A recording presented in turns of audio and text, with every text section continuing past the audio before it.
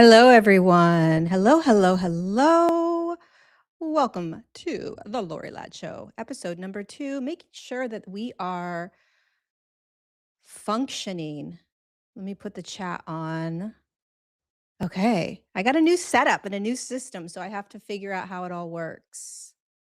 It looks like it's working. It looks like it's working.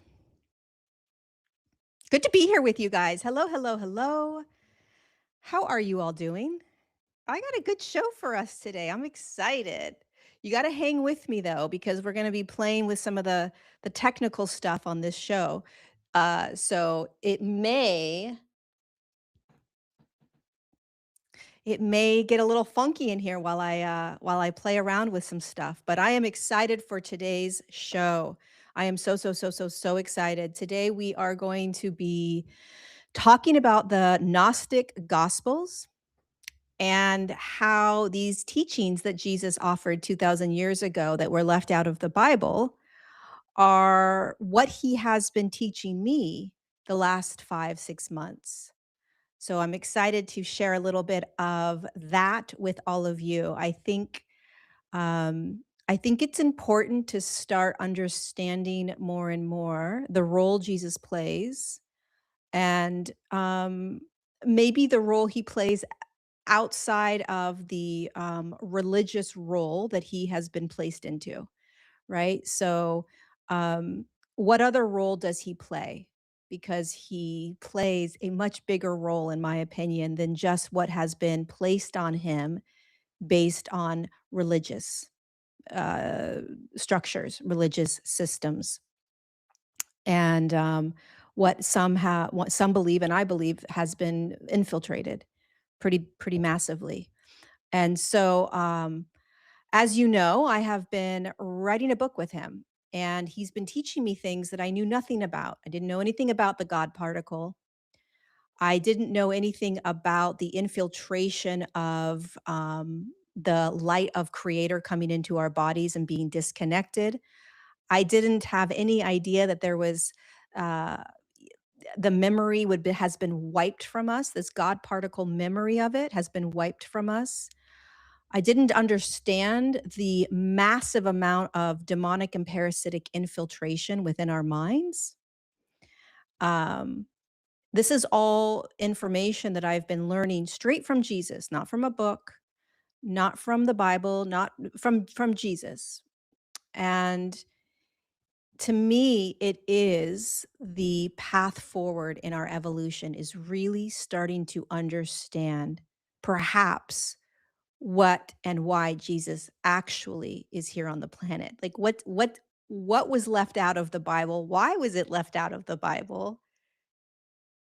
And what is he also trying to teach us, right? Can we begin to start to recognize that his teachings play a very powerful and significant role at this time? And that it is not strictly about what the religious stories have told us. So I have been sitting with him on my own, gathering this information from him.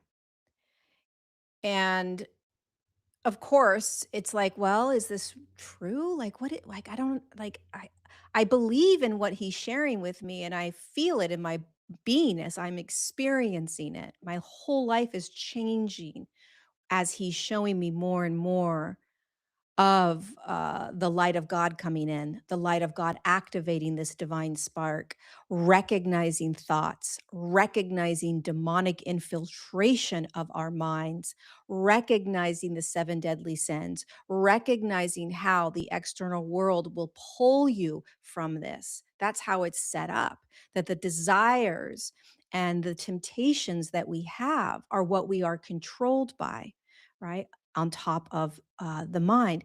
And so as I'm dissecting all of this with him, there's always this little doubt, like, man, like I just wish somebody else would say, yes, it's true. Keep going. Sometimes I want that. Well, last night, every once in a while, I get these little nudges from Yeshua to go on YouTube, and there'll be like this random video that will pop up. And there's been this channel, I think it's called I've left the link down below. I think it's called the Gnostic Faith. Or I don't know. We'll see when I pull up the video. But it's about a lot of stuff that Jesus taught that wasn't in the Bible.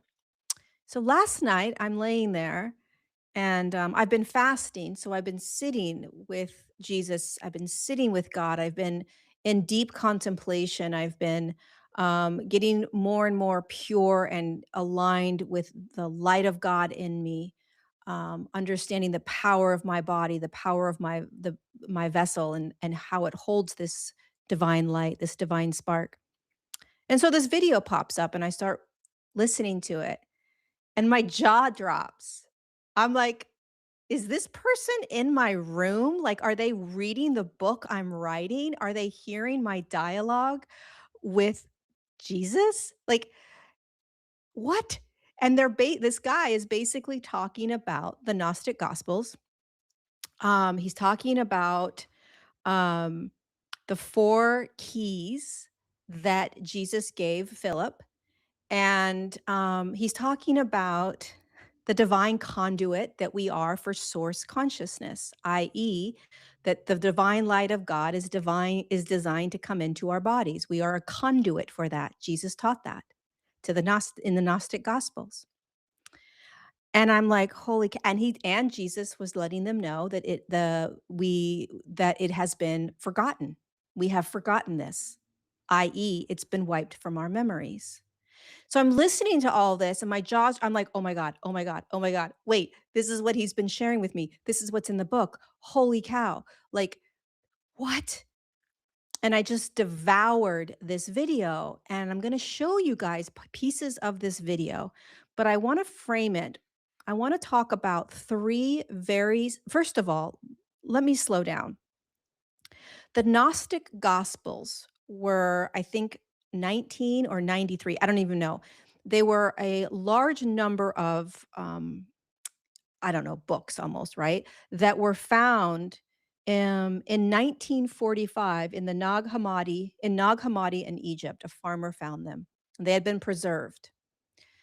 Um, and they were written by the three that I have really studied or looked at were the Gospel of Philip, the Gospel of Thomas, and the Gospel of Mary Magdalene. And they were teachings that Jesus gave them, and they were left out of the Bible. I don't know why the theologians would say that it was left out of the Bible, but the reason I believe it was left out of the Bible is because these teachings are advanced teachings that Jesus offered the disciples. These were not teachings that he was just offering up to the everyday layman that was coming to see him. These were advanced teachings. And they were teachings that were showing his followers, disciples, that the light of God, this spark of divinity, right now I'm calling it the God particle. Jesus has been calling it the God particle. It resides within us. Okay? So that's the first thing.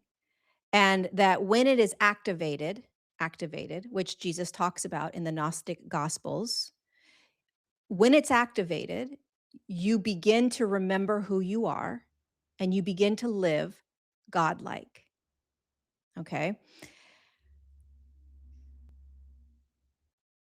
The second thing is that the memory of this has been wiped. This was talked about in the Gnostic Gospels. The memory of this has been wiped from us.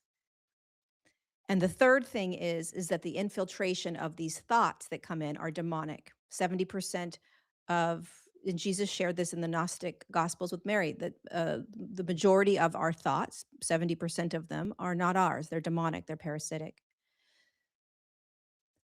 So the religious group that started creating the religion back then, 300 years after Jesus died, They knew about these gospels, but they didn't want them in because it offered the ability for humans to be able to access God within them, and they wouldn't need the external world.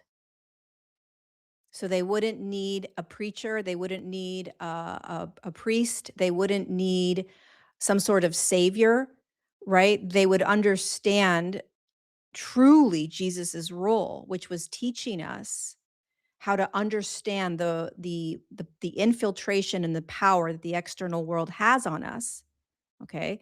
That it is going to pull us from our light, that it is going to pull us from God. But we are designed to go straight to God and bring God down into us and allow that light to activate the God particle. If humanity remembers this and understands this, they can't be controlled. If we remember and understand how the external world controls us, we won't be controlled. That's what Jesus was teaching them. Jesus was teaching them how the external world controls them. He was teaching them about the spiritual battle that you and I are in 2,000 years later. He was teaching them how to get out of that infiltrated stronghold external world that we are in right now. He was teaching them how to get out of it. He was teaching them how to master the demonic and parasitic thoughts. He was teaching them how to access this particle of light. He was teaching them how to be godlike in human form. He was teaching them how to bring that light into the body. He was teaching them all of this. This is our true divine nature. When we access this, when we remember this, we slowly begin to remember who we are. We slowly begin to say, wait a second, maybe money isn't the most important thing. Maybe me being seen by everybody isn't the most important thing. Maybe me having all these followers and subscribers and being having the big stage, maybe that's not what's important. Maybe all the success isn't what's important. Maybe having whatever it is that we place, right? Go look at the seven deadly sins. Maybe that's not important. Maybe when we start accessing this, something divine starts to unravel and we start to understand and see the world through the lens of God. God's lens starts to come on. And then we are you can't control them. You can't control humanity when they're accessing this. You can control humanity if they still have desires that the external world is telling them to have. If the external world is fulfilling your desires, you're controllable. This is what Jesus taught 2,000 years ago in the Gnostic Gospels. And he's teaching it now. If the external world is giving you things and you feel good and you're being served it by the external world, you're controlled. If you can access this and say, oh, I'm good right here. I've got God. I've got the light of God filling me up. I am an aspect of God. God is inside of me. I am breathing and living the light of God. You don't need the external world to fill you up for anything. So it's not enough to just know this. Yeah, sure, lots of people have this information, but they're not practicing it. It's a whole different game when you start to practice it. And it has everything to do with the mind. It has everything to do with the desires that the external world is giving you. And that is where humanity is getting stuck. I don't want to go too far into that. So why was it not put into the religious text? I think it's because it is showing humanity how to break free from the matrix. It's showing he was showing humanity how to break free from the matrix. He was showing humanity how to walk back into who you are. When you become who you have always been, you can't be controlled. And when the religions started 300 years after Jesus died, they started in order to control humanity. They were like, this is a great idea. Wow, hold on a second. All these people are searching for God. All these people are following this information, this knowledge, and they're yearning for it, and they're thirsty for it. They're craving that knowledge. They're craving the remembrance of who they are. Let's take it, switch it a little bit, and control the whole narrative. And these Gnostic Gospels have a lot of advanced information. Push those aside. They were teachings. They were real, authentic teachings. They weren't made up. He's teaching them to me right now. He's teaching them to me right now. Okay, so Here's the thing. 3 things I want you guys to think about as we go through these next. I'm gonna show you 3 scenes, 3 clips from the YouTube. The first thing I want you to remember that I've been talking about, that Jesus has been teaching me and is in the Gospel of Philip, is that the memory of this spark, the memory of the God particle and what it's capable of doing, has been wiped from us. It's been wiped from our memory, okay? So, I'm gonna show you guys what I saw last night. Just okay, hold on. Now stick with me. This is the first time I'm doing this, so don't get all huffy puffy with how this might play out.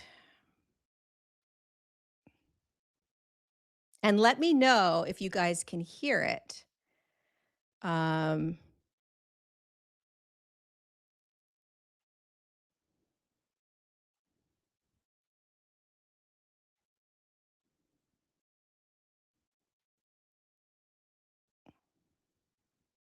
okay, so let me know once I play it if you guys can hear it.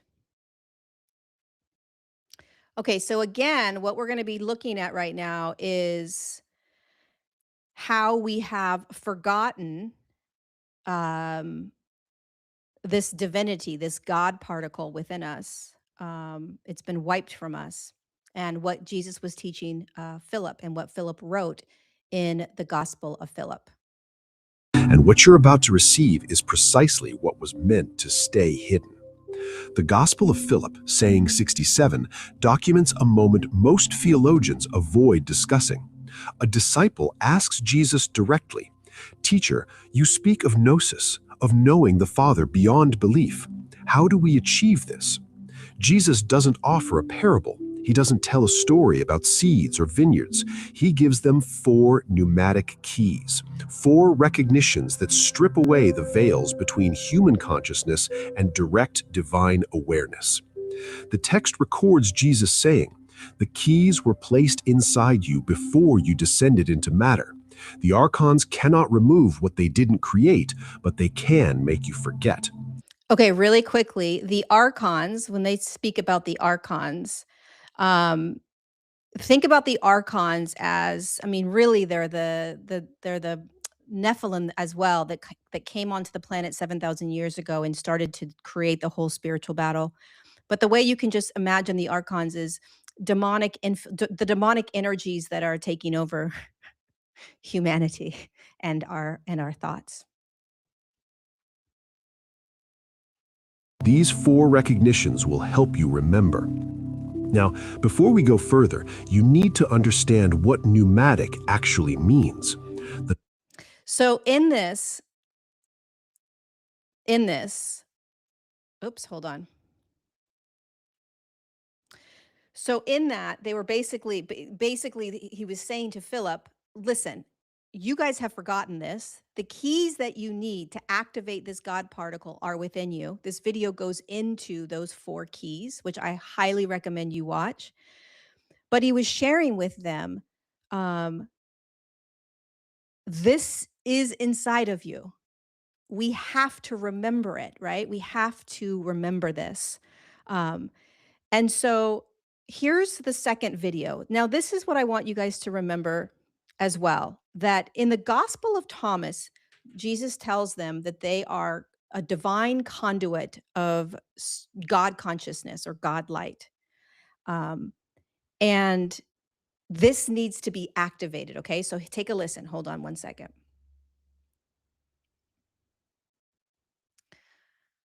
Let's do it again. I'm going to get better at this. I'm going to get much better at this.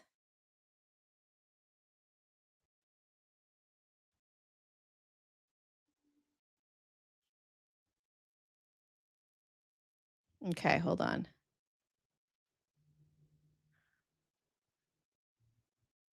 Okay. Here we go. Part 2.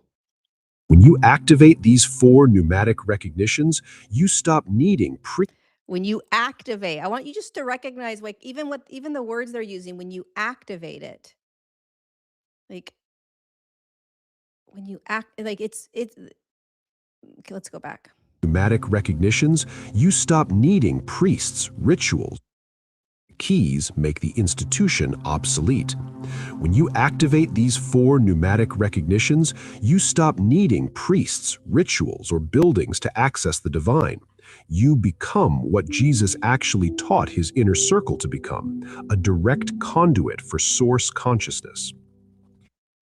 Okay, wait. I hope you guys can hear this. A direct conduit for source consciousness. He says, if you remember this, you will remember that you are a direct conduit of source consciousness, a direct conduit of God consciousness. God consciousness.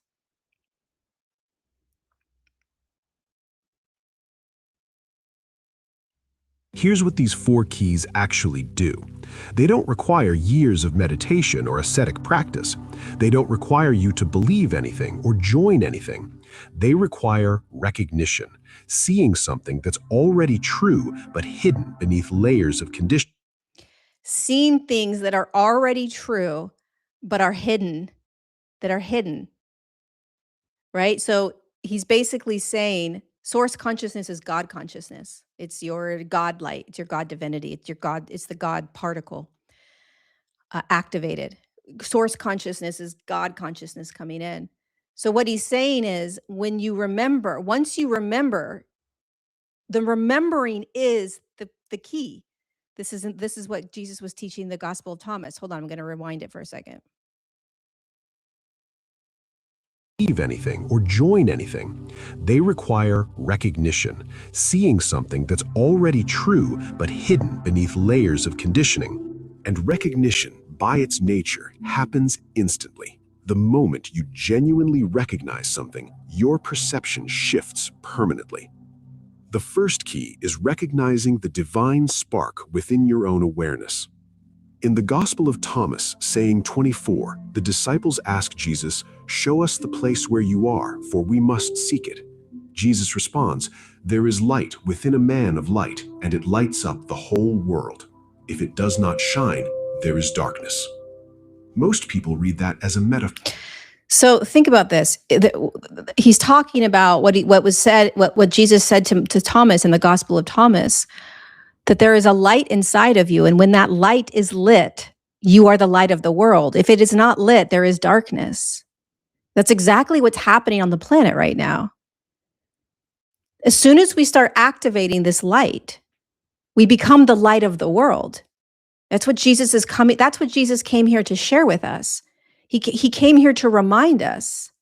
When you activate the light of who you are, when it's activated through that divine conduit of light coming in from God, when it's activated, okay, they use that word in the Gnostic Gospels a lot, activated. When it's activated, you become the light, right? And when it's not activated, we are in the darkness. Even if we have the light in us, do you understand? Even if the light is in you, if it's not activated through the remembrance that it's here and through all the other things that he teaches, the world is going to remain dark. This has to be remembered. It has to be activated, it has to be turned on, like he was sharing with Philip and Thomas. And when it is, darkness no longer prevails. So right now, because this has been dormant, which is what he's been sharing with me, he's been telling me this God particle has been dormant. Again, it doesn't matter if we know it's here. It has to be turned on. It has to be remembered. It has to be accessed. It has to be activated. And then we begin to be this light, right? But the darkness that we have been in is because we have forgotten this.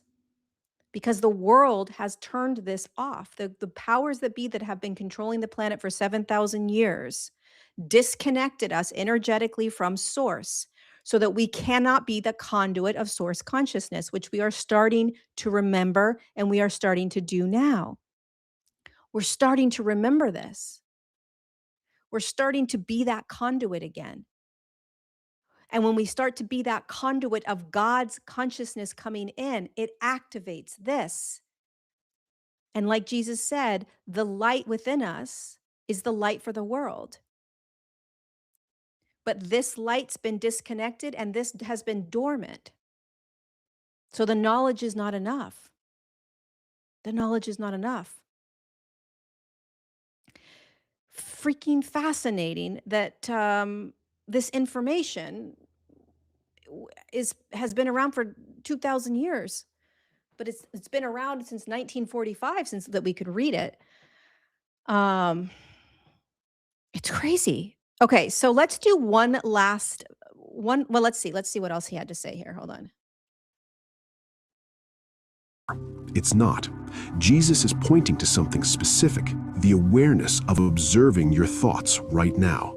Not your thoughts themselves, not your emotions or sensations, the silent, witnessing presence behind all mental activity. The Gnostics called it the divine spark. Modern neuroscience calls it metacognition. Jesus called it the light within. Here's why most people never recognize it. You're so completely identified with your thoughts that you believe you are your thoughts. Every worry, every memory, every plan for the future, you think that's you. But thoughts come and go. Emotions rise and fall. If you were your thoughts, you'd disappear when they disappear. But you don't. The awareness observing thoughts remains constant, unchanged, always present. All right, so here's the thing. The third teaching that Jesus has been teaching me about a lot lately is the infiltration of our thoughts.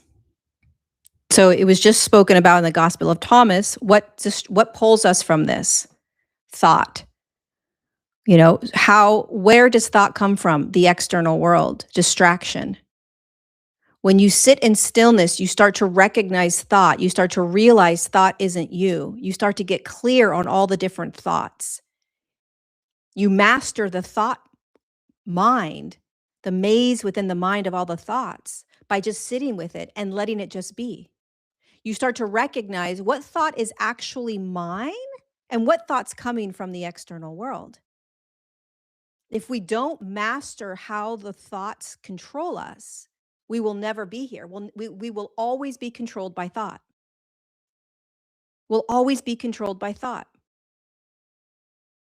And so we have to learn how to observe the thought over and over and over. Observe the thought, observe the thought, observe the thought, observe the thought. This is what Jesus was teaching them.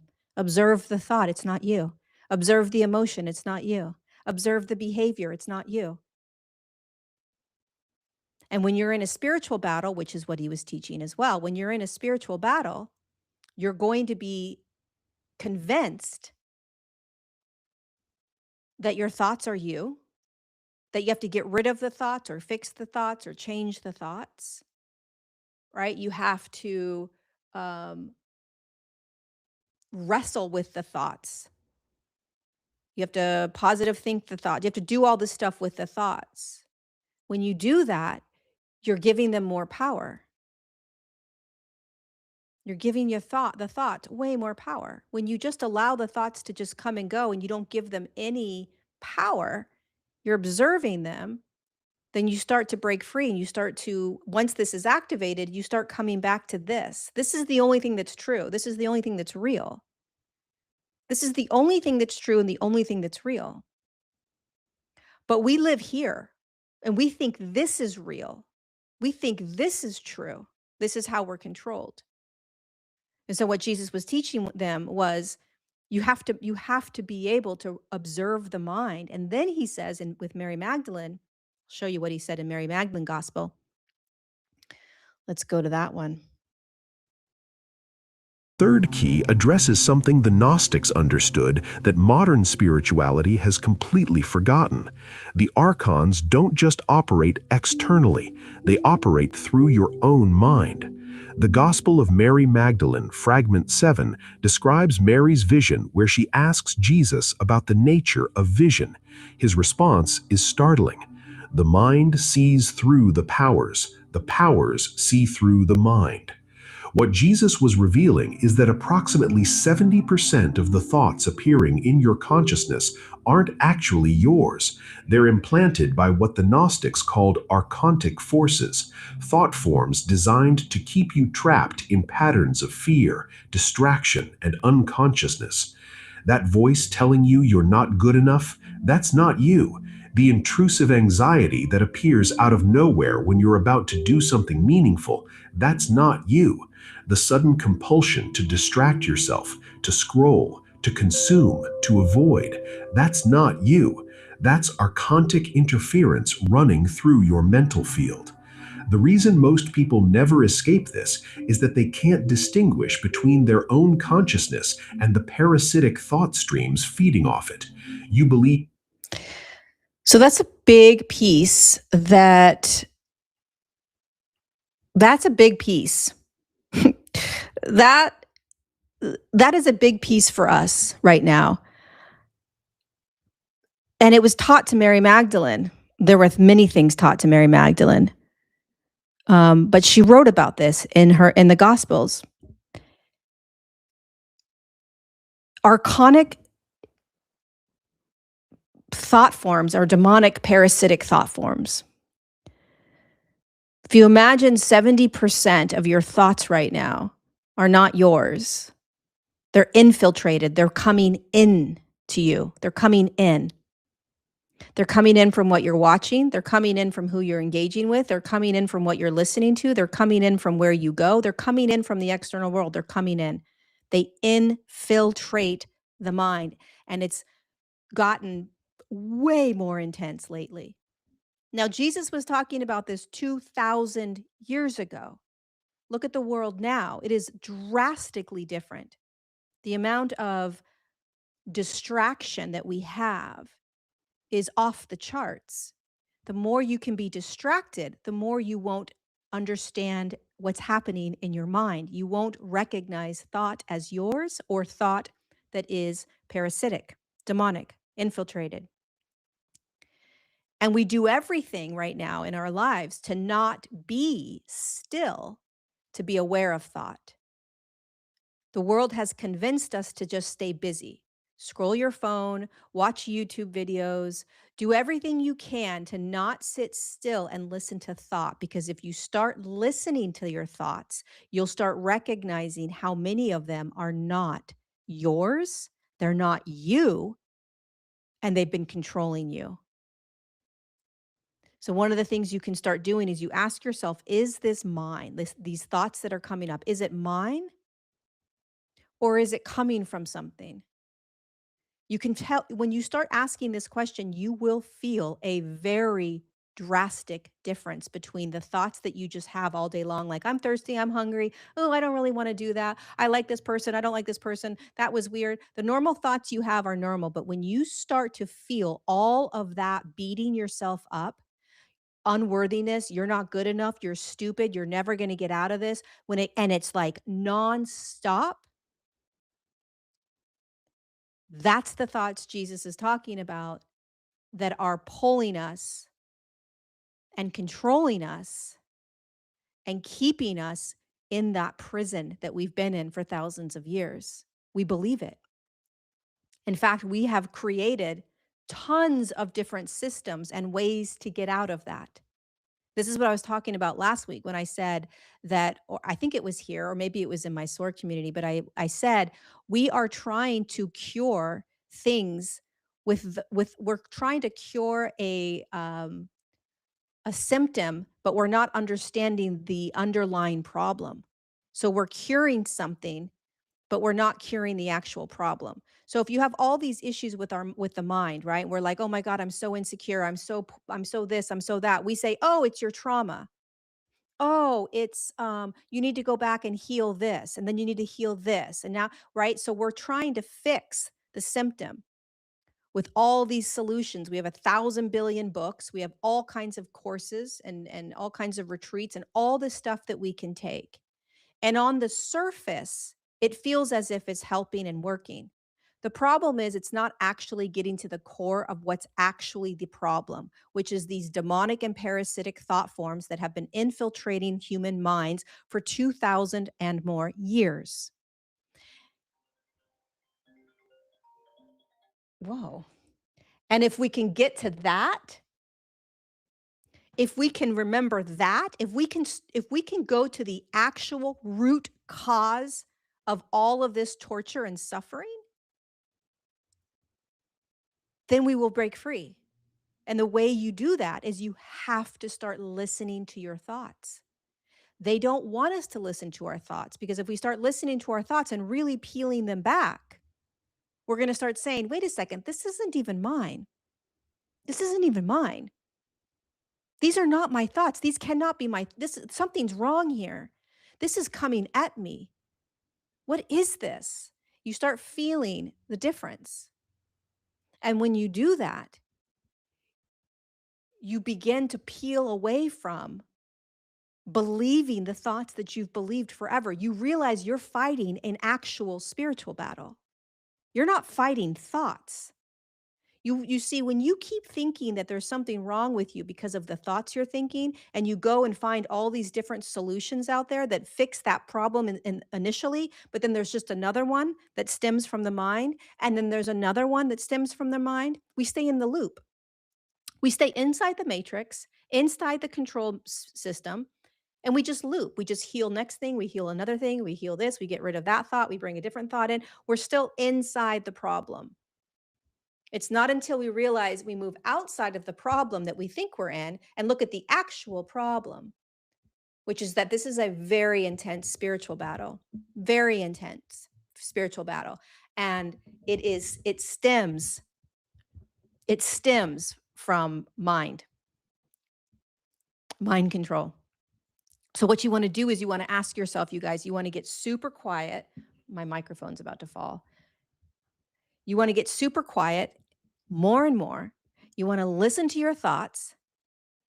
You want to pay attention to the thoughts. You want to recognize, I am not the thought. I am not the thought. I am not the thought. I am not the thought. You want to realize you're in a spiritual battle. There's nothing wrong with that. We need to start recognizing this. We need to start remembering,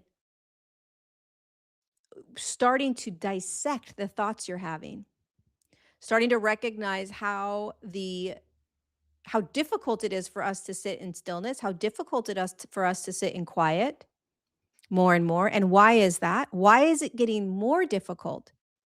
There must be something to sitting in stillness and sitting in silence, which most of us can't do now. It's almost impossible. It is torturous for a lot of us to sit in absolute stillness and silence, which means you're not doing a meditative practice.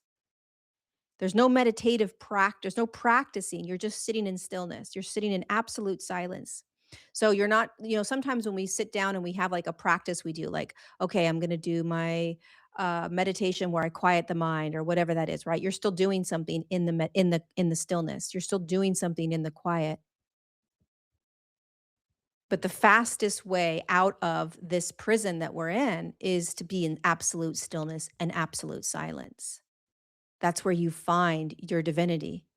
That's where you find that spark. And so as I'm listening to the Gnostic gospels, I'm like, damn, Jesus was teaching this way back then to them. It wasn't put into the Bible because it's actually what's going to break us free. It's what's going to break us free. So what can we do? So first of all, let's go back to the first thing, which was the memory has been wiped from us. That there is this particle within us or this aspect, this flame. And yeah, we remember, some of us. But do we remember how to activate it? Do we remember that it needs to be activated? Or do we just think that we are it? I am an aspect of God, or I am God, so I'm good. No, you're not. I'm going to tell you right now, you're not. It's not that easy. There's too much infiltration. There's way too much control over us still. How do I know? Well, what do you value most in your life? What do we value? Where do we place our value? What's important to us? What's important to us? You see, what happens when that particle gets activated is everything changes.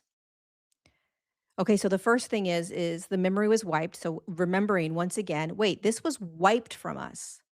That there's this spark within us that is designed to be activated. Huh, interesting.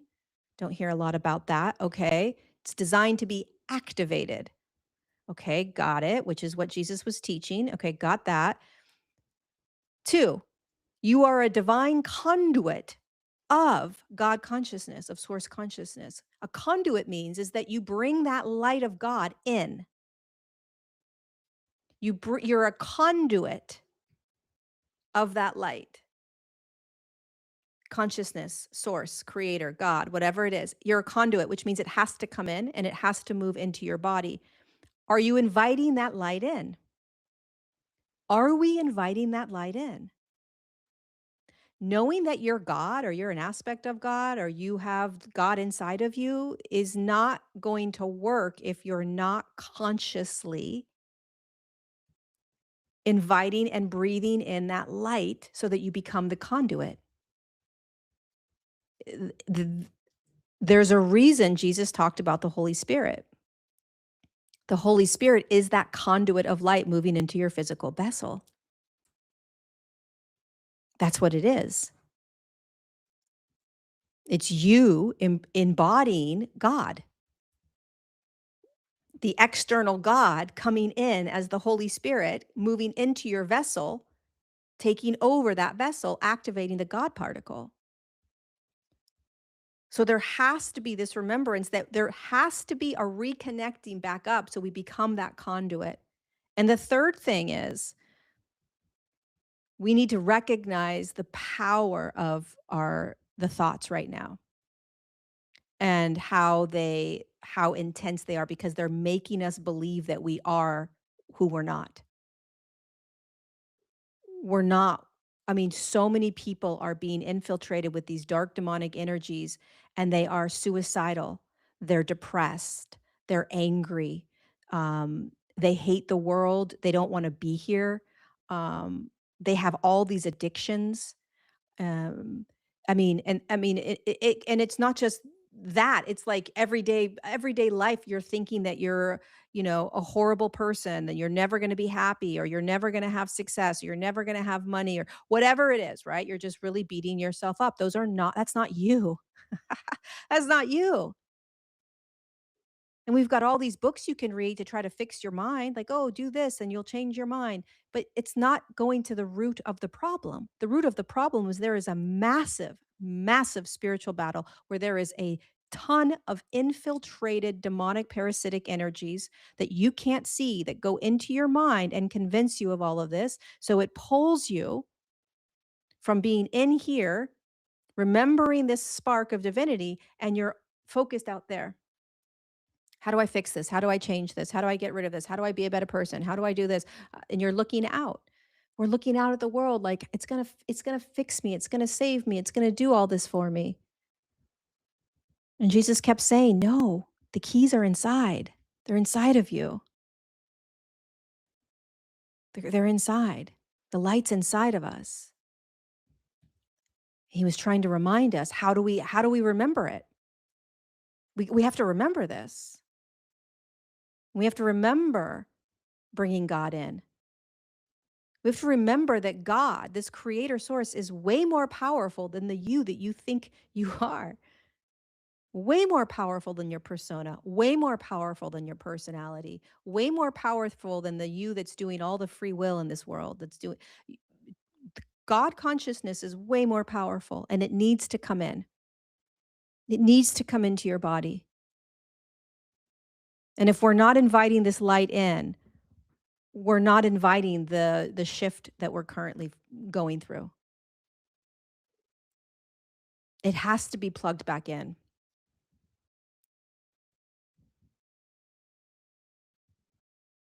100% that's how narcissists are created. That's how all mental issues are created through parasitic demonic energies.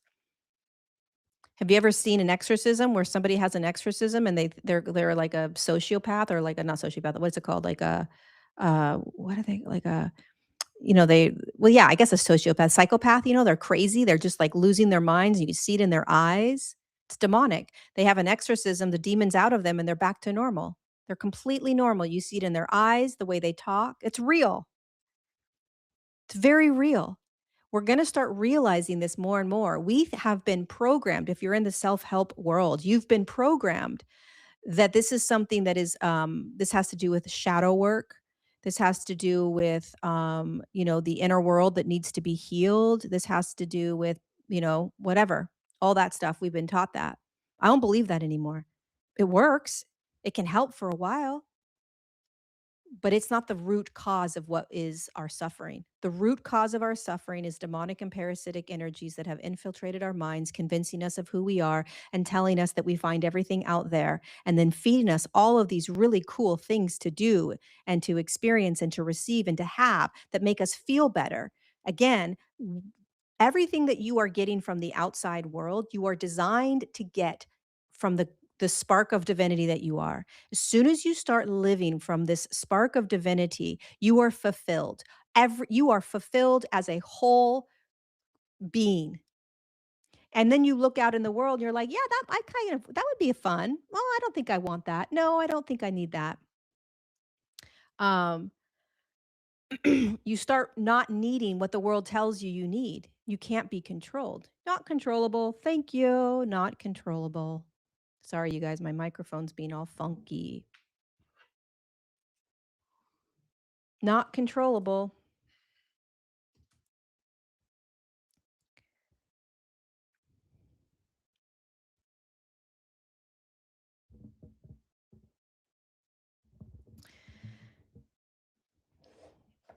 There is a lot. The second we remember, we start remembering more and more. The second we start remembering more and more,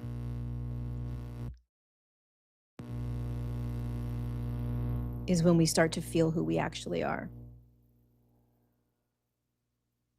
We start remembering who we are.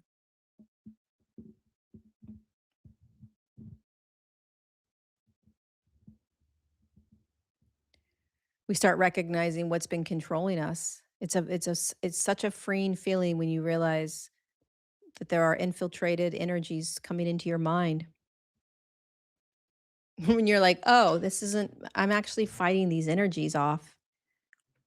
And it's real. Very real. Very, very real.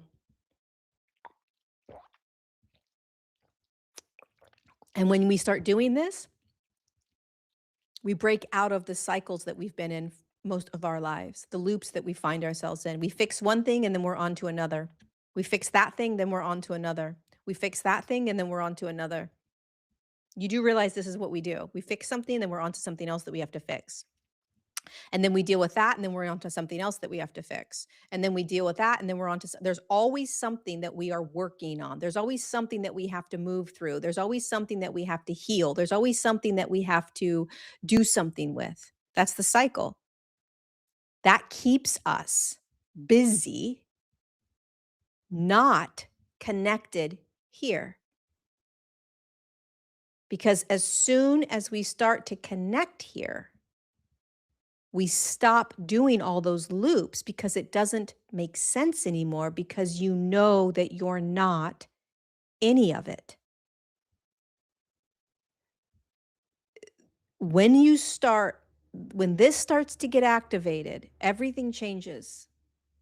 Everything changes in your world. Naturally, slowly, inch by inch. How do you activate this? Once again, you start inviting in that light of God so that you can be what Jesus says is the conduit of source consciousness, the conduit of God consciousness, the conduit of the Holy Spirit, the holy light. You become a conduit, so you're breathing it in all day long. You're inviting it in. The second thing is you're constantly observing your thoughts. You are becoming a master observer of thought. Asking yourself, is this mine? Is this the outside world? The world, I'm telling you, it is going to become more and more inorganic, fake, all all AI fakeness. It's all going to become very fake, not real at all, but it's also going to become very entertaining. It's going to keep getting more and more entertaining because the more that it can entertain you, the more it can keep you entertained. So if you notice on social media and on YouTube and anywhere, right? It's becoming more of an entertainment thing because it keeps us alert, it keeps us watching. And when we are entertained, we're going to be distracted. That's what's going to happen to the world more and more. And people are going to keep getting pulled externally. More of this, more of that, more of this, more of that. You can talk all the talk you want about God and I am God and there's this light inside of me. And we can do all of that. But it's very different when push comes to shove and you're like, you know what? Enough is enough. I'm done doing the loops. I'm done. Something's not right here. It's not making sense. Nothing's really changed in the last 20 years of my life. I just keep getting rid of one thing and I go to the next and then I go to the next and then I go to the next. When are we going to say to ourselves, something's not right here? We're supposed to be evolving into higher states of consciousness. But I just keep kind of looping. I'm still thinking I'm my thoughts. I'm still fighting thoughts. I'm still battling thoughts that I have, right? I'm still um moving from one behavior to another behavior that I'm trying to get rid of or fix. There's always things that we're trying to do that are not okay in our life. It's like, what is happening here? If this is actually activated in humanity, we would be acting very differently, very differently. There would be nothing to change or fix because we would know it's not us. We would recognize that we are in this battlefield where it's like, oh, there are energies coming at me. The more that I sit with God, the more that I sit with Jesus, and the more that I'm activating this, the more demonic energies are coming into my field. They're not hurting me they're not infiltrating. I can feel them. They're everywhere. They're all over the place. But when you start to understand that and you start to arm yourself with the light of God, then you can't be infiltrated. You start beating the system. You start walking around without being impacted by what's happening on the planet. But you can't get there if you don't realize what you're in. You can't get there if you're not courageous enough to say there are more demonic and parasitic energies attacking people on this planet than ever before. I better get clear on what is going on here. I better get clear on my energy field. I better get clear on what's happening in my mind. I better get clear on like what is this God particle? Right? What is this that's being activated within me? How is it activating? Am I activating it? What do I put first before the light of God? What am I putting first before this? How often am I sitting in stillness? How often am I sitting in quiet? How often am I listening to the silence? There's so many questions we have to start asking ourselves. There is this is not just about, love and light and vibrate yourself into some high frequency. That's not what's happening. That's one tool to use, but it's not going to get us through this. It's not going to get us through it. How do you stop coming back over and over with our own minds? So you want to when you're looping in your mind is like doom da doom da doom da doom and you're catching yourself, Kelvin Stone's sculpture, when you're catching yourself, that's huge. You're becoming aware. Oh, I'm looping. I'm believing this. I'm a horrible person. I'm insecure. I'm never going to be able to do this. I'm not going to be able to teach. No one's going to listen to me. First step is you have to be aware. Okay, I'm aware. I'm a looping a thought. Perfect. Okay, now the second thing you want to do is Ask yourself, where is the light of God right now? Where's my divinity? Where's my light? Where's my aspect of God? Just bring it into your awareness. Where is it? It's got to be somewhere. Where is it? So you're shifting your awareness from the mind down into this piece. Okay, now once you can kind of practice that, then you ask yourself, is these thoughts that I'm looping, are they my thoughts or do they feel like they're coming? Like they're beating me up. Okay? It's very subtle, but I want you to start paying attention to the thoughts feeling as if they're coming at you. They're beating you down almost. It feels disruptive.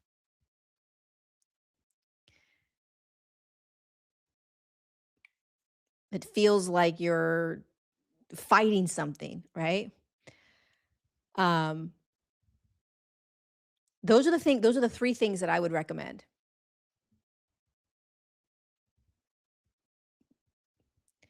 Recognizing you're in the loop, asking yourself, "Okay, hold on. So where's the light of my divinity? Where's the light of God? Where's that spark?" You just breathe, okay? You just breathe. You just kind of drop yourself down so the awareness moves from the mind down for a moment. And as you do that, as you stop for a second, just for a moment, looping, you imagine God's light coming in. You imagine this conduit of light coming in, just for a second if you can. And then from that place, you start to say, were those thoughts mine or were they attacking me? When we're in the thought, it's very difficult to see the thought. So we have to pull ourselves out of the thought first. We have to become aware of the thought. And then we bring ourselves here. Okay, hold on. Let me just breathe. I know that there's this divine spark within me. I know the light of God is coming in. So you start inviting that light of God in, even in the midst of all your looping. You think there's something wrong with you and you have some sort of like really bad thing that needs to be healed or fixed, do the exact same thing. I need to get rid of this behavior. I'm a horrible person. Okay, fine. Stop for a second. You're fixated. The mind is telling you all these things about a behavior, about you. Just be aware of that. You got these thoughts telling you that you're this or you're that, or change that behavior, fix that pattern, get rid of that behavior, whatever it is. Okay. All right. I see it. I notice. I'm beating myself up. I want to change this. I want to fix this. I want to heal this. Recognize it. Recognize it that it's a pattern that we live in. It's a program that we live in. It's a program. We are programmed to be this way. So we got to deprogram ourselves. We have to deprogram ourselves. Just listening to music isn't going to deprogram us. Listening to a sound isn't going to deprogram us. We have to deprogram ourselves through choice. That's what makes it so difficult. You have to deprogram yourself through choice of what you're going to pay attention to, what actions you're going to take. So then you pull yourself into, well, what is this light? Is God moving into me? Am I inviting the light of God to move into me? Am I breathing that light through me? Am I asking for myself to be connected to it? And then you go back to, is that mine? Or was that something that came in? The program that's very detrimental to this kind of way of going about accessing your divinity is the program is that um,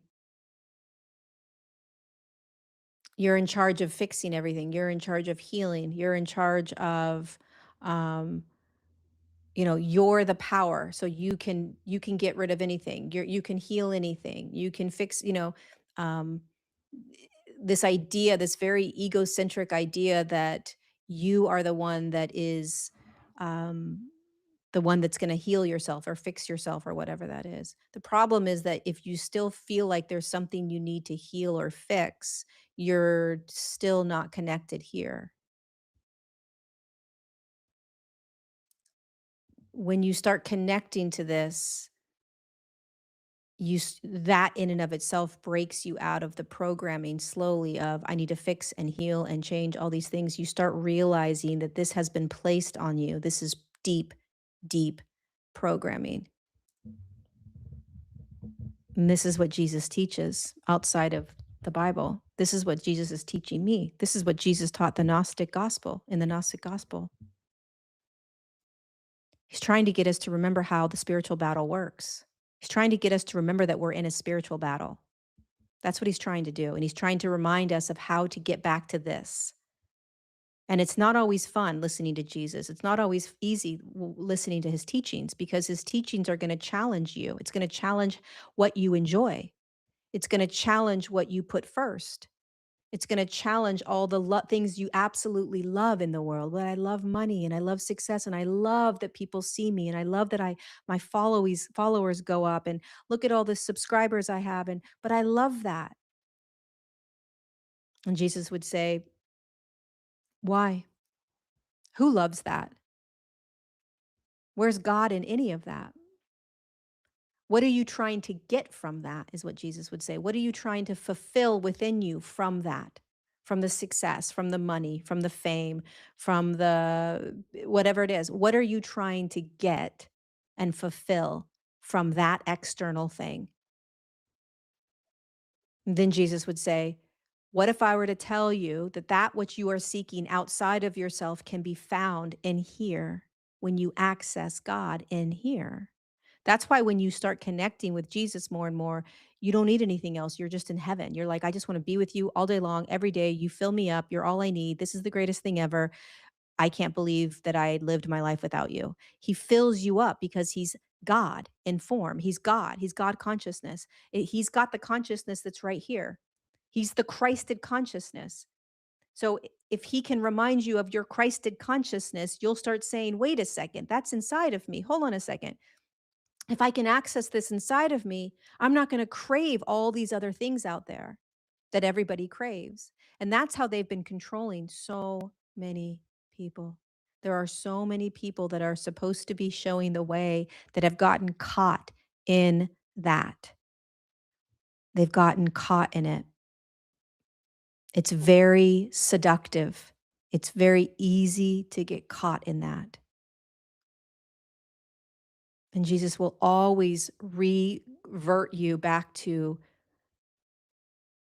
the Christed light inside of you and the way you feel it. If you really want to feel what that feels like outside of all of the mind chatter you have and the manipulation that happens on the planet, is you sit with him every day, all day, as much as you can, and you start to feel that consciousness from him, and it activates the Christed consciousness in you. Sitting with Jesus will activate the God particle. Sitting with Jesus will activate your light, and he'll teach you. All right, you guys, I got to get going. Thank you for being here. Like this video if you like it. Welcome back to our show. I'm really excited. I don't know, it was kind of like a little messy today, but it'll get better. It'll get better, I promise. This won't be happening like this. It's going to get better. We will see. All right, I love you. I'll see you next Wednesday, 2 p.m. California time. Love you guys. Mwah.